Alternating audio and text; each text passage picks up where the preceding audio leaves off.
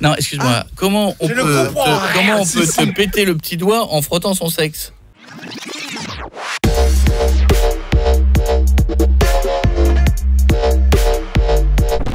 La Saint-Valentin, alors une pensée pour ceux qui n'en ont rien à foutre de la Saint-Valentin, et ils sont quand même nombreux, il y a beaucoup de gens célibataires en France et en Belgique et dans le monde qui nous écoutent.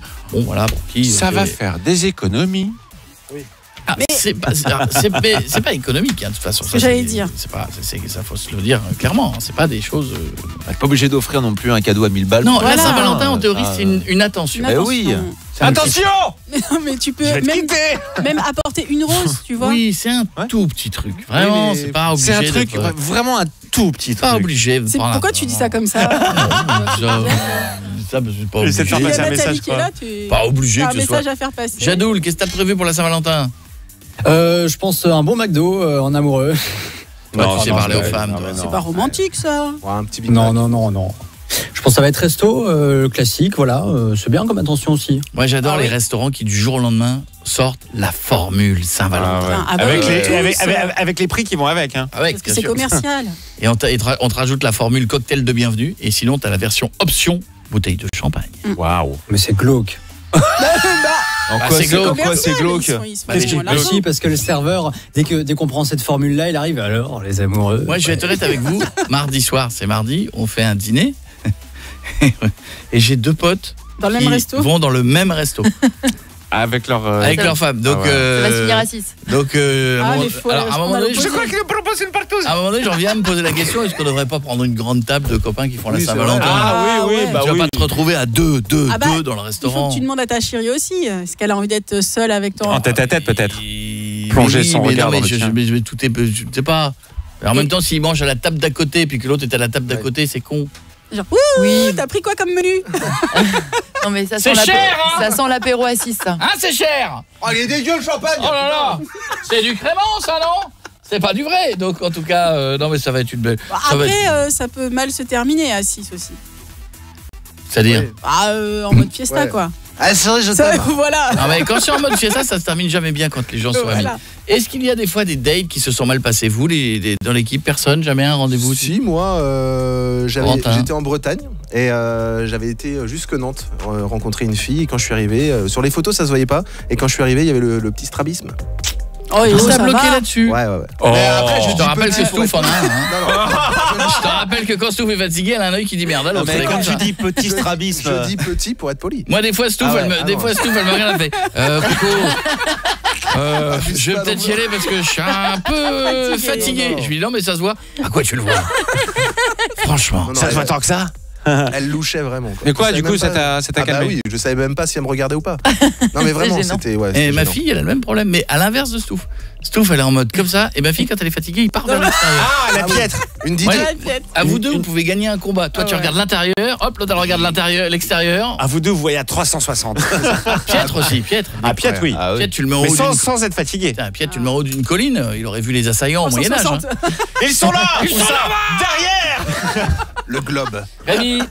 Rémi, qu'est-ce qui t'est déjà passé, Rémi, pendant une date? Salut, mon ami. Oui, salut Chloé.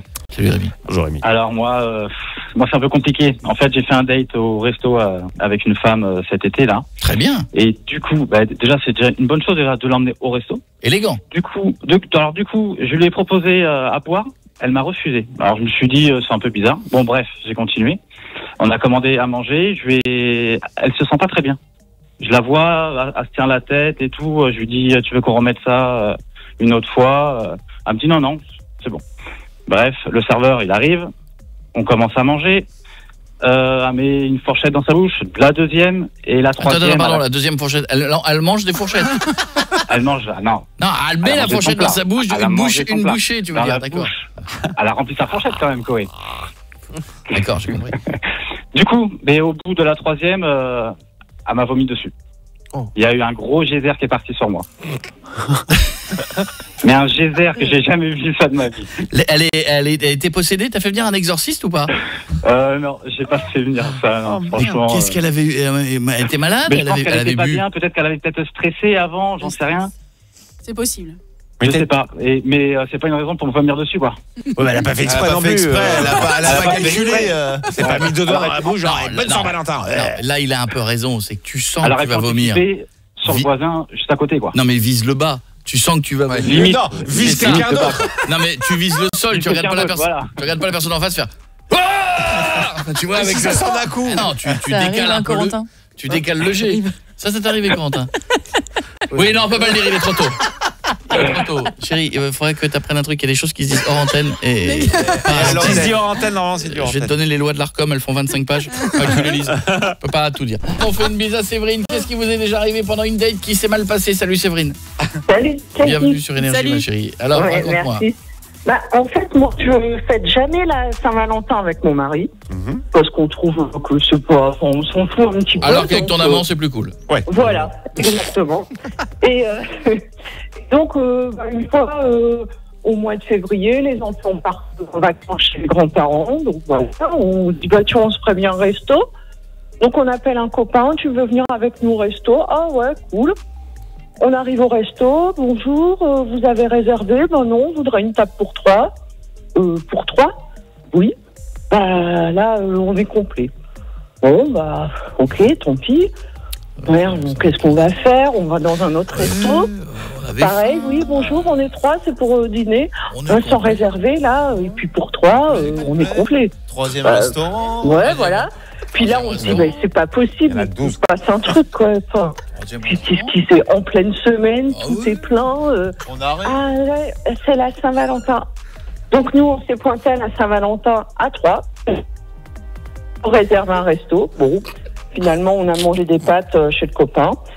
Et puis, voilà. Okay. C'est une belle histoire. C'est quoi? Non, mais c'est bien raconté. C'est une belle histoire. Franchement, c'est une histoire qui peut arriver à tout le monde. C'est une belle histoire. Et là, j'avais 2 fourchettes chez moi. Ouais, c'est vraiment... C'était la Saint-Valentin. Et donc, voilà. Donc, c'était la Saint-Valentin que nous, on voulait pas fêter. Et donc, quelques jours plus tard, on se dit... Il y a une suite. C'est pas fini. Quelques jours plus tard, on se dit... bon, bah, quand même, on n'a pas fait de resto. Oui, on a faim. Voilà. Là, c'est plus la Saint-Valentin. C'est bon, ils vont arrêter avec leurs ballons, leurs petits cœurs et tout. Et donc, on va boire un verre. On va boire un verre dans un bar. On arrive dans le bar, le mec nous dit « Oui, bonjour, ce soir, c'est une soirée levrette. » Pardon? Qu'est-ce que c'est que ça? En fait, c'est une bière, la levrette. Et donc, voilà. Donc, après avoir voulu faire un resto... Comme la quéquette, dans le Nord. Voilà. Après avoir voulu faire un resto, on s'est retrouvés dans une soirée levrette. Donc voilà. C'est une deuxième belle histoire, ça. Hein. Mais toujours à 3 ou... Toujours avec le même copain. D'accord. Il est toujours là, hein. Il est toujours là. Quand il se couche, il est là. Il ne les lâche pas. Donc, depuis le copain, il est marié, il a des enfants. Ah oui, mais il vient toujours. Tous les ans, du coup, on s'envoie un petit message. Salut, bonne Saint-Valentin. C'est une soirée levrette ce soir? Voilà. Bah, c'est vrai, c'est une belle histoire. Une belle histoire. Ça nous a fait un bon 2 minutes. Je te fais un gros bisou. On va pas au resto mardi, ce sera complet. Ouais, voilà, oui, non, là, maintenant on fait attention à la date. T'embrasses, Séverine. Bisous, Séverine. Ludivine? Oui, bonsoir à toute l'équipe. Ludivine, comment ça va, Ludivine? Ça va impeccable. Ludivine, qu'est-ce qui t'est arrivé pour la pire Saint-Valentin ou la pire date? Alors, pour la pire Saint-Valentin, j'ai rencontré mon futur conjoint, mon futur mari, pardon, sur Internet. Donc, on décide de se voir pour la Saint-Valentin. Je prends l'avion, je le rejoins dans sa région natale. Et là, qui je vois? Un homme pas coiffé, pas rasé, pas en tenue chic, avec des vieilles baskets, il manquait des bouts de lacets.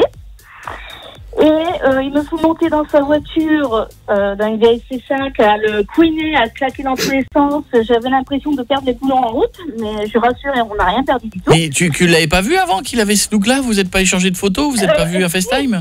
Alors, lui, c'est un ancien militaire, donc il m'avait envoyé la plus belle photo. La plus belle photo, mais ce jour-là, à mon avis, il n'y a pas eu le temps de se raser, il n'y avait pas eu le temps de se coiffer, enfin bref. Je n'ai pas cherché à comprendre. Donc, on est allé au resto, on a passé un très beau moment, et après, on passe la nuit et tout ça. Ah, quand même? Oui, voilà. C'est-à-dire que tu le trouves sale, dégueu, mais tu niques quand même. Tu t'es dit, quitte à prendre l'avion, autant... Il était lavé, hein. Bah oui, j'ai pris un billet. J'amortis quand même. Ouais, c'est ça.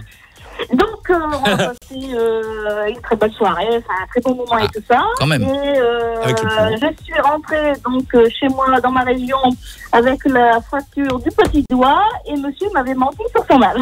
Alors attends, pourquoi la fracture du petit doigt? On va dire que c'est la nuit de Saint-Valentin qui a fait ça. Pardon? C'est quoi? La nuit de Saint-Valentin. La nuit de Saint-Valentin? Oui, mais comment il t'a cassé le petit doigt? Moins fort.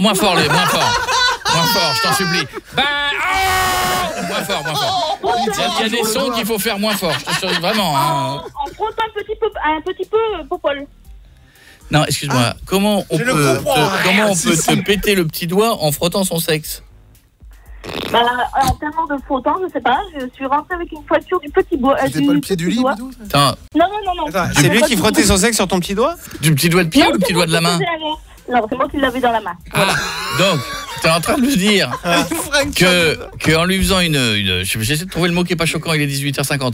Une caresse manuelle. En faisant une caresse manuelle, un hand job. Oui. Voilà. Tu t'en es cassé le petit doigt. Voilà, une fracture du petit doigt. Et il lui reste de la peau ou avec un petit peu de poil, je pense. Et quel âge?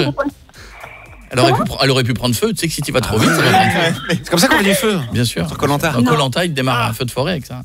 Et en plus, il m'avait menti sur son âge avant de repartir. Il avait quel âge au lieu de quel âge? Alors, il m'avait dit 36 ans, en fait, il en a 46, et à l'heure actuelle, il en a 52. Ah, parce que vous êtes toujours ensemble? Ah oui, c'est marié. On est toujours ensemble et on se marie le 22 juillet prochain. Ah, trop bien. Comme quoi, un mec sale, les cheveux pas coiffés, pas de lacets, qui te pète les doigts. Ça passe. On fait Et ça la bien. première gâterie, j'ai laissé une molaire. Alors, Que de souvenirs. Oui. Ça restera dans les annales. Ah bah ça on sait pas. Alors c'est la prochaine étape ça. Restons à la main. Bisous. Pas tout d'un coup. Bisous les civils, je t'embrasse.